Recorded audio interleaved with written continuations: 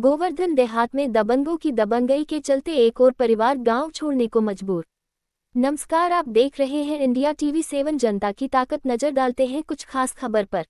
दबंगों ने पीड़ित के घर के सामने जबरदस्ती कब्जा किया है, जिस पर प्रशासन द्वारा कोई भी कार्यवाही नहीं की गई है।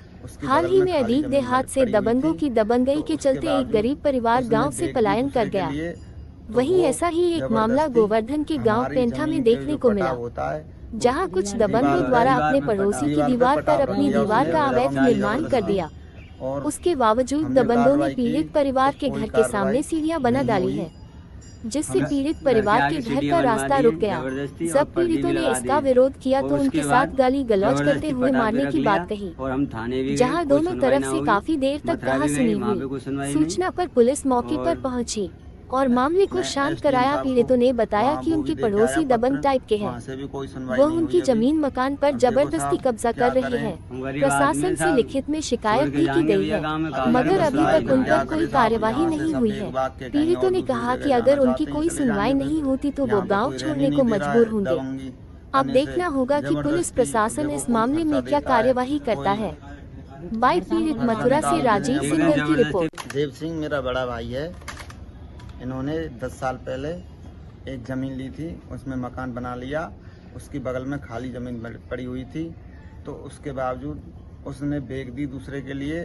तो वो ज़बरदस्ती हमारी ज़मीन के जो पटाव होता है वो दीवार पे पटाव रख दिया उसने ज़बरदस्ती।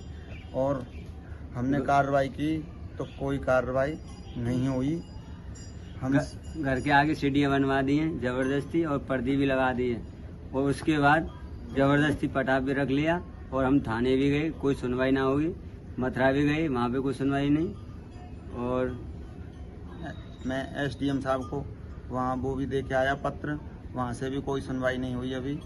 अब देखो साहब क्या करें, हम गरीब आदमी हैं साहब, छोड़ के जाएंगे भैया गांव में, क्या करें, क्या करें साहब। यहाँ से सब एक भाग के कहीं और दूसरी जगह जाना चाहते हैं, चले जाएंगे। फिर यहाँ पे कोई रहने नहीं दे रहा है दबंगी पन्ने से जबरदस्ती। अब देखो कोई फरसा देता है, कोई फरसा निकाल देते हैं। एक दिन जबरदस्ती बालकों पे फरसा निकाल दी, जबरदस्ती बालकों को धमकी दी, और पैसों की धमकी देता है। पुलिस को देते हैं खरीद लीजिए, और पैसे की धमकी देता है। पैसे से मैं पुलिस को खरीद लेता हूँ, मेरे पुलिस कहाँ पे मारेगी।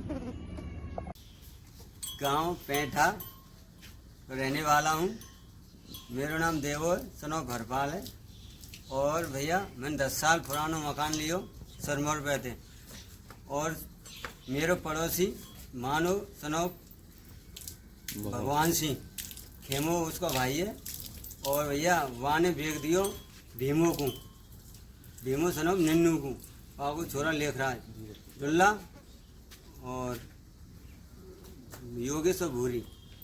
और भैया मेरे घर के दीवार है जबरदस्ती फर्जी बहनामा लिखवा लायो, और मेरे छत के ऊपर पटाव रख लियो है। और भैया घर के आगे सीढ़ी बना दी है, पर्दी लगा दी है। और जब मैंने हटवा भी कही तो धमकी दे दी, फरसा बिंदु मतलब फरसा लठियाँ निकाल लाए आके बच्चा पीछे तो बाल बच्चे चढ़ बैठे। मैं थाने गयो तो थाने में कोई सुनवाई ना करी।